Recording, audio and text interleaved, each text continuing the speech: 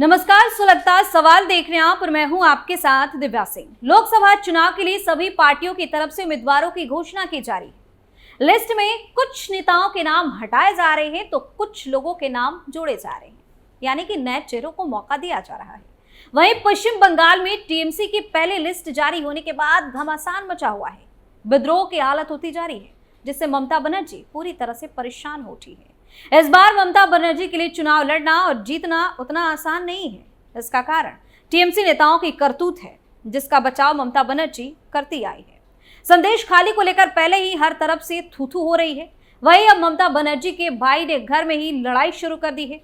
इतना ही नहीं, सीएए पर ममता का बयान देना उनको महंगा पड़ गया है, क्योंकि अमित शाह ने उनकी अब बोलती बंद कर दी है। तो चारों तरफ से मुसीबतों में घिरी ममता बनर्जी पर तमाम तरह के सवाल सुलग रहे हैं।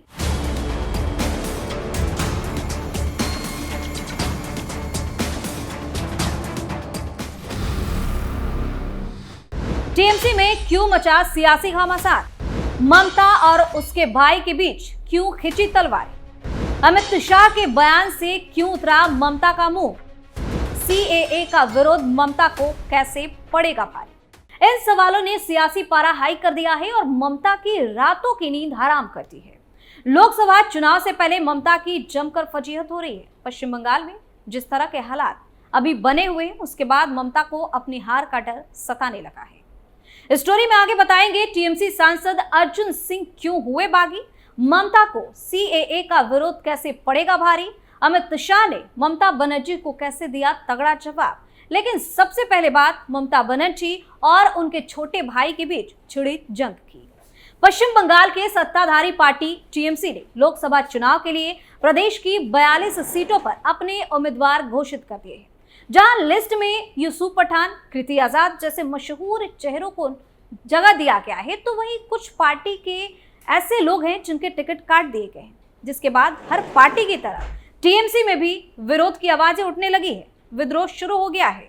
ममता बनर्जी के छोटे भाई स्वप्न बनर्जी यानी कि बाबुन बनर्जी को उम्मीद थी कि हावड़ा सीट से उनको उम्मीदवार बनाया जाएगा, लेकिन ममता ने इस सीट से प्रसून बनर्जी को टिकट देकर सबको चौंका दिया है, जिसके बाद बाबुन बनर्जी ने अपनी बहन के खिलाफ मोर्चा खोल दिया है। उनका टिकट कटने से कयास लगाया जा रहा था कि वे बीजेपी में शामिल हो सकते हैं, लेकिन उन्होंने मीडिया से बात करते हुए कहा कि हावड़ा से टीएमसी के उम्मीदवार प्रसून बनर्जी 2 बार से एमपी हैं। उन्होंने मेरा अपमान किया है। मैं उनके खिलाफ निर्दलीय चुनाव लड़ने की सोच रहा हूं। उन्होंने आगे ये भी कहा कि मुझे मालूम है कि मेरे इस फैसले से दीदी नाराज होंगी। हालांकि बाबुन ने बीजेपी में शामिल होने की संभावनाओं से साफ तौर पर इनकार कर दिया। ममता ने अपने भाई के बागी तेवर देखने के बाद अपने बयान में कहा कि मेरी किसी से कोई रिश्ता नहीं है। बाबुन बनर्जी को मेरे भाई के रूप में पहचान ना दे, मेरा उनसे कोई रिश्ता नहीं है।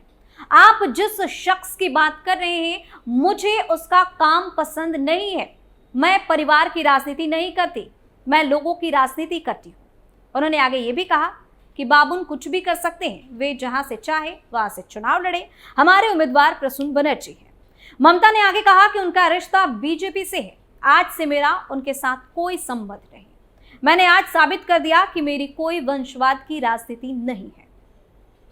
वहीं बाबुन बनर्जी के बाद अब डॉक्टर शांतनु सेन भी टिकट बंटवारे को लेकर नाराजगी जाहिर कर रहे हैं। लोकसभा में टिकट न मिलने के बाद उन्होंने कहा कि मैं लोकसभा में टिकट की उम्मीद कर रहा था, मुझे टिकट न मिलने पर बहुत ज्यादा बुरा लगा है।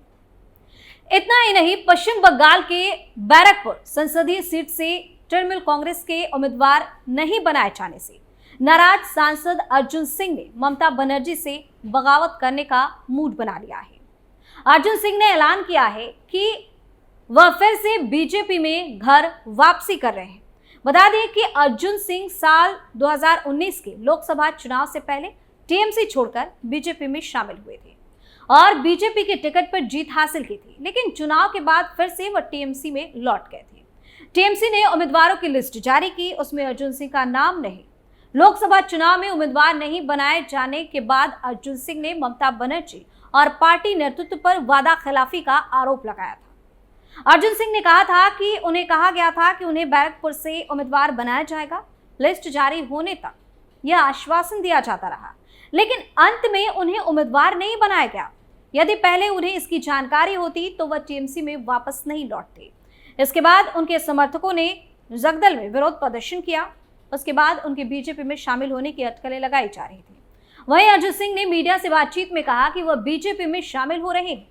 उनके साथ तृणमूल का एक वरिष्ठ पदाधिकारी भी भाजपा में शामिल हो सकता है। अर्जुन सिंह ने कहा कि मैं बीजेपी में शामिल हो रहा हूं, मैं औपचारिकताएं निभाऊंगा। ज्वाइनिंग कोलकाता या दिल्ली कहीं भी हो सकती है। पार्टी तय करेगी कि मैं उम्मीदवार बनूंगा या नहीं, लेकिन मैं बीजेपी में शामिल हो रहा हूं, यह अंतिम है।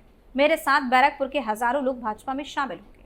बता दें कि अर्जुन सिंह फिलहाल बीजेपी के ही सांसद हैं। इस कारण पार्टी में उनकी घर वापसी केवल औपचारिकताएं होगी।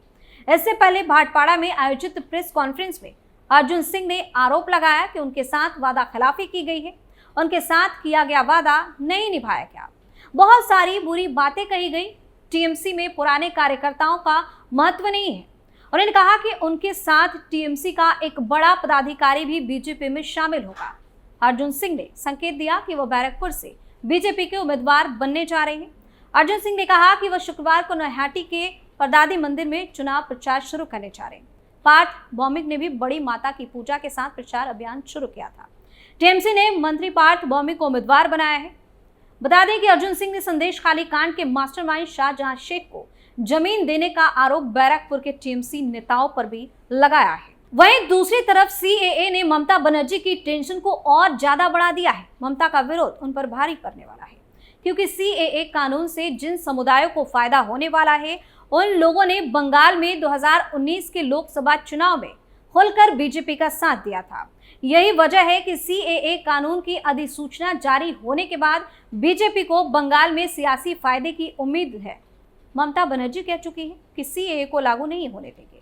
ममता बनर्जी इस कानून को लागू करने में ढीला ढाला रवैया इख्तियार करती है तो बीजेपी को उन्हें घेरने का अच्छा मौका मिल जाएगा। इस तरह बीजेपी को फायदा तो ममता बनर्जी को टेंशन हो सकता है। वहीं देश में सीएए की अधिसूचना जारी होने के बाद ममता बनर्जी ने इसकी टाइमिंग पर सवाल खड़ा किया था। उन्होंने कहा था कि हम सीएए को ना तो स्वीकार करते हैं और ना करेंगे। इसके जवाब में केंद्रीय गृह मंत्री अमित शाह ने कहा कि ममता बनर्जी को शरणार्थी घुसपैठिए में अंतर नहीं पता है। समाचार एजेंसी एएनआई को दिए इंटरव्यू में शाह ने कहा कि मेरा उनसे निवेदन है वो सीएए मामले में राजनीति ना करे। शाह ने कहा कि ममता लोगों में खौफ पैदा कर रही है, उन्हें घुसपैठ रोकनी चाहिए जो वो नहीं कर रही है। शाह ने कहा कि राजनीति करने के हजारों मंच है, लेकिन बांग्लादेश से आए बंगाली हिंदू का अहित ना करें, क्योंकि आप भी एक बंगाली हैं। सीएए कानून किसी की नागरिकता छीनने वाला कानून नहीं है, बल्कि ये नागरिकता देने वाला है। वे खौफ पैदा कर रही है, हिंदू और मुसलमानों के बीच विवाद कराना चाहती है। ममता जी को मैं खुली चुनौती देता हूं कि इस कानून की धारा में से एक धारा वे नागरिकता छीनने वाली बता दे। वे खौफ पैदा कर रही है, हिंदू और मुसलमानों के बीच विवाद कराना चाहती है।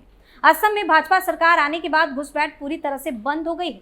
मैं मानता हूं कि अगर आप यानी कि ममता बनर्जी इतने महत्वपूर्ण राष्ट्रीय सुरक्षा के मुद्दे के साथ तुष्टीकरण की राजनीति कर घुसपैठ होने देंगे तो जो शरणार्थी आए हैं उन्हें नागरिकता देने का विरोध करेंगे, जो जनता आपके साथ नहीं चाहेगी।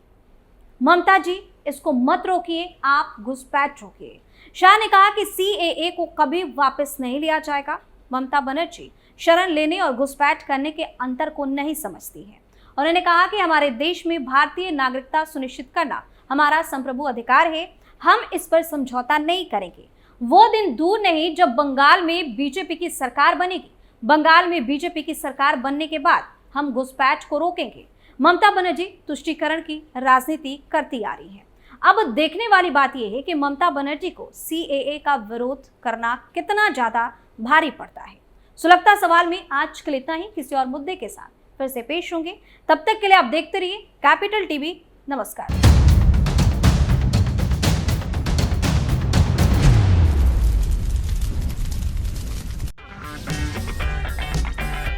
अगर आपको हमारा वीडियो पसंद आया हो तो इसे लाइक करें, हमारे चैनल को सब्सक्राइब करें और हाँ, बेल आइकन दबाना ना भूलें ताकि आप तक हमारे वीडियो की नोटिफिकेशन पहुंचती रहे।